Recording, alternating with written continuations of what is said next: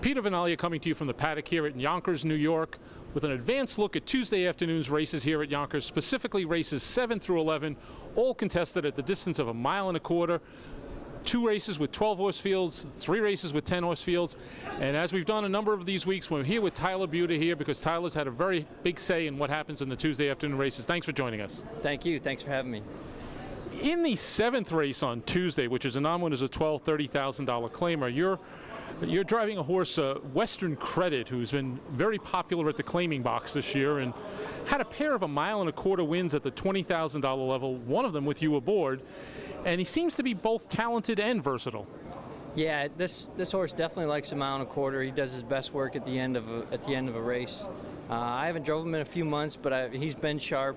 Unfortunately, last week he had a bad post position. They ducked him, raced him from behind. He's got a lot better spot this week, and he'll definitely be in play. Yeah, you finished. You flashed big speed a couple of starts ago from the 8-hole. Is that something that you're going to try and take advantage of, particularly with the 4 trailers in the race?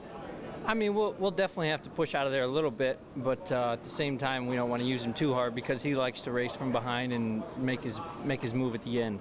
Yeah, now when you've driven him, he was at the $20,000 level. What are your feelings about him fitting in at the $30,000 level? It's going to be a little bit tougher, but at the same time, if he's on his game, he'll definitely be able to go with him. In the 9th race, you're driving the 2 Wynwood Scout. That's a non-winners of $8,000, $20,000 claimer. This is one who's got 7 wins on the year, but not much in his last 2. What can you tell us about his last 2 tries? His last start here, I got trapped in with him. I was sitting 3rd behind the 2 best horses, and unfortunately the horse in the front stopped going around the last turn, and he finished with a lot of trot. So he's a sleeper in the race. He had a lot of go last week, and I was mad at myself for not pulling him, but I thought I was in a good spot. Unfortunately, it didn't work out, so he was definitely very good his last start. I was going to say, it doesn't always work out the way you want it to work out, but there's another one here, though. He's got some speed, and that could be very useful, again, with the trailers in the race. Yeah, and he's got the tools, so we'll definitely push out of there. He likes to race towards the front, and that's definitely his style. Yeah, and it certainly seems also that the distance is not a problem for this one. No, he loves to go long races. It doesn't bother him at all. In the 10th race, which is a non-winners a 2 parimutuel lifetime, you're driving the 9 horse from the 2nd tier, Image of Luck for Chuck Sylvester. Unfortunately, 3 breaks in the last 6, including his last when he made a late break in the race with you aboard. Tell us what happened.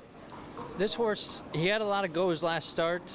Unfortunately, he's just green, hadn't had a lot of starts, and broke stride coming on the last turn. He had some go.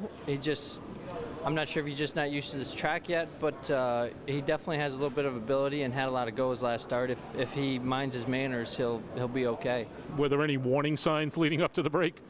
No, there really wasn't. Usually a horse will get rough before they run and you could catch him, but he just jumped it right off. So we'll definitely try and keep him flat. Will be our first concern, but at the same time, he did have a lot of go last week. Will the 2nd tier with this one, you think create any special issues for him? I think that'll help him.